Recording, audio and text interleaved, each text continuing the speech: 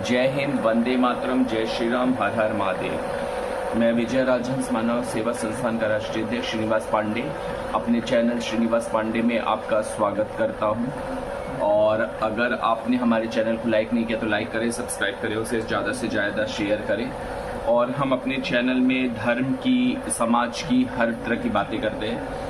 तो और हमारा चैनल मतलब लोगों में जागरूकता पैदा करता है और मुझे बहुत खुशी हुई है कि हमारे चैनल के माध्यम से जो जागरूकता की लोगों पर असर भी कर रहा है और लोग जागरूक हो रहे हैं।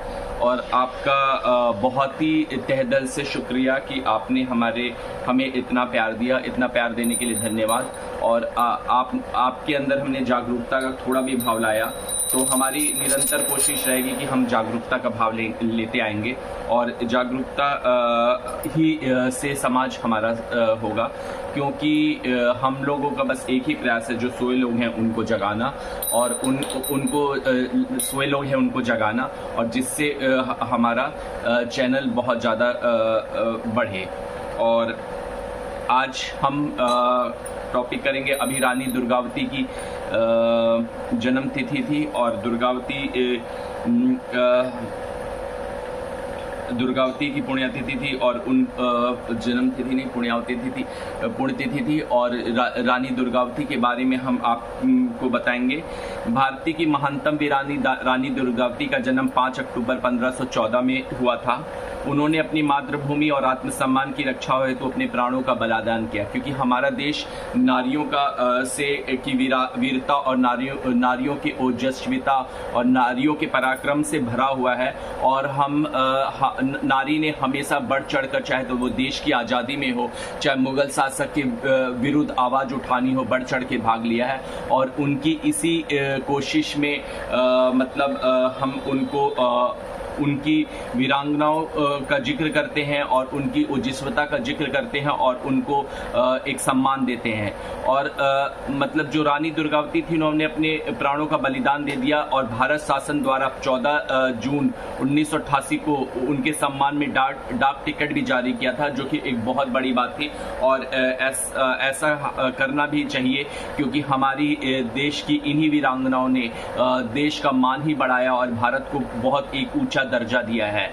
बांदा जिले के कालिंजर किले में 1534 ईस्वी की दुर्गाष्टमी पर जन्म के कारण ही उनका नाम दुर्गावती रखा गया। नाम के अनुरूप तेज, साहस, शौर्य और सुंदरता के कारण उनकी प्रसिद्धि सब और फैल गई थी। महारानी दुर्गावती कलिंजर के राजा कीर्ति सिंह चंदेल की इकलौती संतान थी।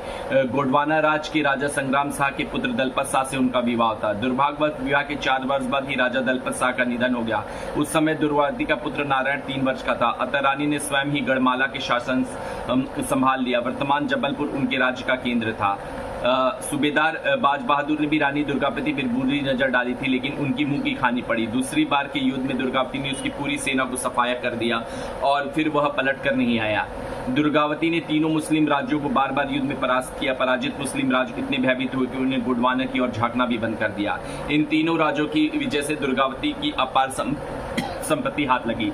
दुर्गावती बड़ी वीर थी और कभी पता चल जाता था कि अमुक स्थान पर शेर दिखाई दिया तो वह शस्त्र उठाकर शेर का शिकार करने चल देती थी। जब तक उसे मार नहीं देती, पानी भी नहीं पीती थी।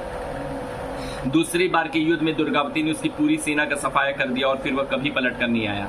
महारानी ने 16 वर्ष तक राज संभाला। इस दौरान उनके अनेक मंदिर, मठ हुए, बड़वावती तथा धर्मशाला बनवाई। वीरांगना महारानी दुर्गावती साक्षात दुर्गा थी। इस वीरतापूर्ण चरित्र वाली रानी ने अंत समय निकट जानकर अपनी कटार स्वयं ही अपने सीने में मारकर आत्म बलिदान के पथ पर बढ़ गई। रानी दुर्गावती का पराक्रम को उसमें अकबर के जुर्म के आगे झुकने से इनकार, स्वतंत्रता और स्थिरता के लिए युद्ध भूमि को चुना और अनेक बार शत्रु को पराजित करते हुए 24 जून 1564 को बलिदान दे दिया। वर्तमान में जबलपुर जिले में बज्जरपुर मंडला रोड पर स्थित बरेला के पास स्थान है, जहां दुर्गावती वीरगति को प्राप्त हुई थी। अब उस स्थान पर नारियल नाला के पास रानी दुर्गावती की समाधि स्थित है। रानी दुर्गावती के इस वीरतापूर्ण चरित्र के लिए इतिहास उन्हें हमेशा याद रखेगा। तो ऐसी रानी दुर्गावती महान थी। उनका शौर्य, उनकी ओजस्वता, उनके पराक्रम के आगे मुस्लिम शासक भी थर थर कांपते थे। और ऐसी ही वीरांगनाओं की जरूरत अभी भी हमारी है, क्योंकि बहुत ज़्यादा वीरांगनाएं हमारी अगर ऐसे खड़ी हो जाएंगी, ऐसी ही दुर्गावती, पद्मावती और ऐसी ही रानी लक्ष्मीबाई की आज जरूरत है, जो कि देश के दुश्मनों, जो देश के गद्दार जो छुपे हुए हैं और उनका सफाया कर दिए। तो हम रानी दुर्गावती को नमन करते हैं और उनको प्रणाम करते हैं कि उनकी ओजस्विता के लिए और उनके पराक्रम के लिए ये देश हमेशा उनका ऋणी रहेगा। जय हिंद, जय भारत, वंदे मातरम।